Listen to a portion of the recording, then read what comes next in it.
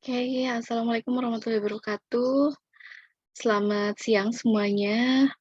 Untuk pertemuan kali ini kita bakal membahas tentang ornamen dan kain tradisional. Khususnya untuk sekarang lebih ke ornamen sih ya, lebih ke ornamen yang ada di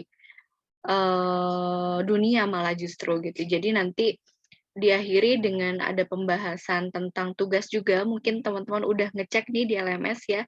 Jadi di pertemuan ketiga ini, kita bakal ada tugas satu, yang mana tugas satu ini berlangsung secara grup, kelompok, gitu. Kemudian untuk pembahasan ketentuan dan lainnya nanti akan saya bahas di akhir perkuliahan.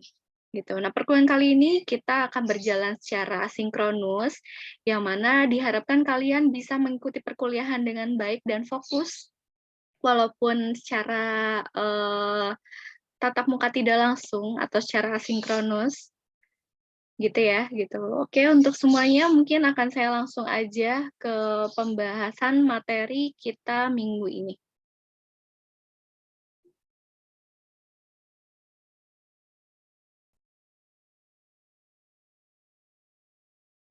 Oke,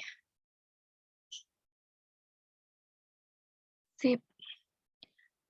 Di sini kita bakal membahas tentang beragam ornamen, ragam-ragam ornamen, dan ini, apa ya, saling berkaitan dengan tugas kalian nanti, jadi diharapkan kalian mengikuti perkuliahan dengan baik.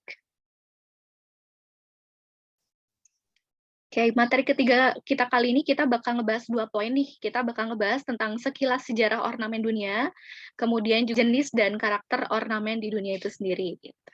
Bicara nih minggu-minggu kemarin tentang ornamen ya gitu. Jadi sejak kapan sih gitu? Mungkin ini sedikit apa ya membahas tentang sejarah gitu ya. Diharapkan sih kalian juga kayaknya udah kebayang ya kan kalian udah ngambil mata kuliah sejarah gitu. Jadi ya itu gitu. Jadi pasti udah nggak asing lagi buat kalian untuk pembahasan topik kali ini. Kita mungkin kilas tentang sejarah ornamen dunia gitu. Jadi kita bicara tentang ornamen erat kaitannya dengan sebuah masa prasejarah yang mana di masa prasejarah itu ornamen sudah mulai terukir gitunya, coretan-coretan atau lukisan-lukisan di gua zaman prasejarah, yang mana itu ada komunikasi berupa bahasa rupa ya gitu. Nah manusia apa ya, secara tidak langsung sudah mulai menorehkan ornamen yang mana, sejarah.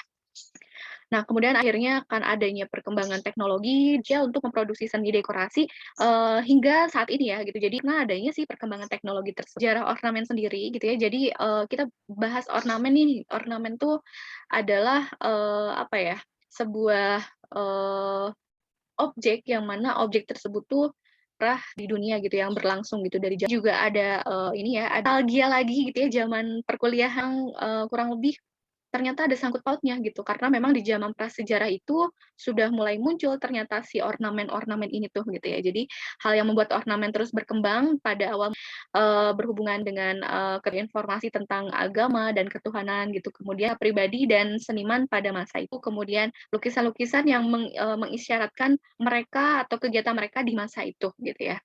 Ornamen yang semakin berkembang, kemudian, si material-material yang biasa ditorehkan ornamen seperti batu atau itu semua berkembang dan maju hingga sampai saat ini menemukannya mesin cetak industri gitu. Jadi sebelum adanya mesin cetak industri ya dulu tuh pada zaman dulu gitu, betul-betul yang dilukis gitu, sampai akhirnya adalah cetak industri gitu, industrinya perkembangan teknologi. Nah, di sini juga masa sejarah, mata kuliah sejarah dulu gitu. Jadi ya zaman awal yang kita bahas nih zaman Paleolitikum gitu, kemudian, ada zaman Old Age gitu, kemudian Modern Age gitu, kemudian sampai akhirnya di saya, si kontemporer sampai saat ini pun itu berkembang jauhnya pesat lagi gitu, karena memang teknologi itu nggak bisa kita, hentikan gitu. Jadi teknologi terus berjalan sampai akhirnya si ornamen sendiri itu berkembang sangat pesat hingga saat ini. Di lukisan di zaman prasejarah itu biasanya ditorehkan di dalam gua ya, di batu-batuan gitu. Nah, ornamen sejarah dunia dimulai dari sejak itulah gitu, jadi di batu di dalam gua gitu. Nah, itu sudah terjadi usianya sekitar 40 ya gitu, ini menjadi seni seni tertua yang ada di Eropa, setidaknya berarti 4.000 tahunan gitu. Jadi, di zaman itu si apa ya, bukti itulah yang menunjukkan bahwa sudah mulai sudah ada gitu ya.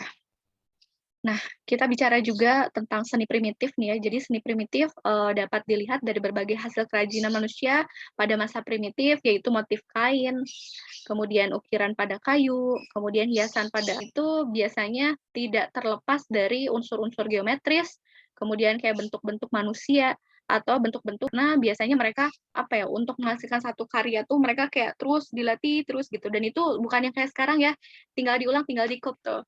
Nah, itu semua dikerjakan oleh pewarna alam yang tentunya juga material digunakan pun material alam.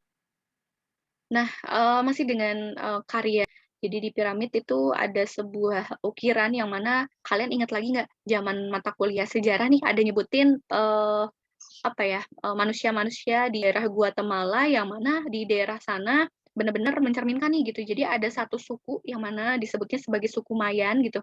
Nah itu juga, terlihat dengan adanya si peninggalan arkeolog gitu dari, peninggalan sejarah ukiran yang mana bangsa Maya tuh memang pernah ada gitu. Dan kemudian, di zaman itu adidaya adalah abad ke-6 gitu yang menegaskan, apa ya, pengaruhnya atas saingannya gitu. Jadi maksudnya gini, si apa ya, itu yang memang ada sejak zaman prasejarah ya gitu. Semua kehidupan, semua proses, apa ya, pengaruhnya dari bangsa Mayan, kemudian juga persaingan yang ada terjadi dengan suku Mayan, itu semua apa ya, ditorehkan oleh buah monumen batu. Nah, masih dengan peninggalan juga dalam sebuah piramid juga, jadi ada sebuah ukiran yang mana apa ya, menunjukkan gitu bahwa, di zaman peradaban Mesir, maka ada makam Raja Tutankhamun yang mana yang, terkenal tuh kemudian juga, meninggalkan banyak harta gitu, yang kemudian malah masih banyak harta-harta beliau yang masih belum terungkap, gitu. Kemudian juga ditemukannya sebuah desain makam, kemudian si desain makamnya sendiri itu pun, apa ya, betul bentukannya banyak perhiasan, alat rumah tangga, sehingga persiapan kebangkitan kembali raja tersebut. Jadi maksudnya gini, jadi ada satu kamar, yang mana satu kamar tersebut tuh ada berisi dengan lukisan-lukisan di zaman peradaban Mesir ya, kemudian juga ada perhiasan-perhiasan dan lain-lainnya, dan itu, ditemukan di zaman, apa ya, nah hal tersebut juga apa ya, tidak jauh dengan, adanya si ornamen gitu. Jadi kayak dari perhiasannya, kemudian dari lukisannya gitu, dan bahkan ukiran pada petinya sendiri itu karena memiliki histori sehingga dan ada motif bahkan sebagai ornamen. Kemudian ada ukiran pada kuil atau candi, ini adalah peradaban Yunani, zaman Yunani proporsi gitu. Jadi, kebanyakan kayak, bentuk-bentuk yang repetisi gitu ya. Nah, ini terlihat dari adanya ditemukannya sebuah dekoratif, ornamen dekoratif yang bisa lihat, minder merupakan salah satu ornamen kuno yang berasal dari Yunani. Awalnya minder dipakai sebagai elemen vas bunga dan lainnya gitu. Lalu minder ini banyak dipakai sebagai elemen arsitektural gitu. Jadi si awalnya benda-benda kecil nih sampai ujungnya manusia saat itu bisa membuat bangunan-bangunan yang besar. Contoh tersebut digunakan gitu sebagai apa ya, detail atau hiasan di pada kolom-kolom, dinding atau ceiling gitu. Nah, biasanya itu bentuknya saling berhubung ya, repetisi. Nah, kemudian ada ornamen padaan Eropa. Gitu. Jadi ornamen Romawi merupakan kelanjutan dari gaya Yunani. Orang Romawi dengan yang lebih apa ya? Kalau bisa dilihat ini bentuknya yang dinamis sekali gitu ya, meliuk-liuk gitu berbeda dengan tadi yang bentuknya belakang, bentuknya sangat dinamis, meliuk-liuk gitu, bisa bentuknya flora gitu. Nah, ini juga ditemukan di pada abad peradaban Romawi Kristen Eropa. Kemudian di peradaban Romawi, Kristen Eropa juga, di yang baru yaitu gaya Romawi akhirnya diadaptasi baik oleh berbagai bangsa di Eropa yang disebut jadi, gaya ini adalah gaya bisa dibilang modern age gitu ya. Jadi muncul karena, dimulai dengan abad. Nah, lanjut lagi, di sini ada ornamen Islami, yang mana berada di zaman peradaban Islami. Ornamen Islam ini lebih fokusnya terhadap seni Islam, biasanya terdiri dari beberapa lafaz Quran yang memang mereka dapat secara luas dibagi menjadi Arabis, pakai bahasa Arab gitu ya intinya. Terus kemudian ada elemen-elemen melengkung, kemudian polanya itu geometrik, kurva biasa, kemudian tentunya kaligrafi ya dari si Arabisnya itu sendiri biasanya membentuk dengan seni kaligrafi. Kemudian biasanya apa ya, menyampaikan sesuatu berupa teks-teks, menyampaikan suatu lafaz dari Quran dengan, beberapa gaya kaligrafi. Sebentar, laptopnya perlu dicas nih, tunggu.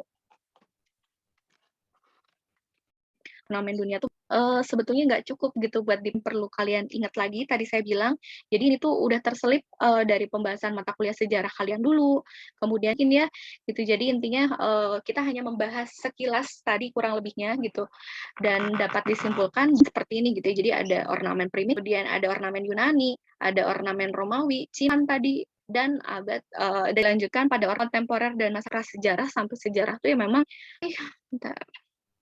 Nah, ada materi yang mau saya sampaikan, bukan materi ya, lebih tepatnya kalau kalian cek nanti di LMS ada tugas 1 gitu. Jadi di pertemuan ketiga ini kita masuk ke pembahasan tentang ornamen dunia, yang mana di situ terselip ada tugas 1 yang harus kalian kerjakan. Dan di sini mungkin saya bakal bahas sedikit ya tentang tugasnya. Untuk detailnya kalian bisa cek nanti di LMS. Saya udah share juga. Jadi nanti kalian bisa cek di LMS ornamen dan kain Nusantara atau kain tradisional, yang mana ornamen yang ada di dunia ini gitu. Kayak yang tadi tuh udah disebutin ya, ini slide yang terakhir tadi. Ada ornamen yang primitif, Mesir kuno, Yunani, Romawi, Cina, India, Arab, abad pertengahan, sampai abad ke zaman Renaissance gitu. Nah, jenis ornamen ini cukup, apa ya, punya ciri khas masing-masing setiap, abadnya gitu.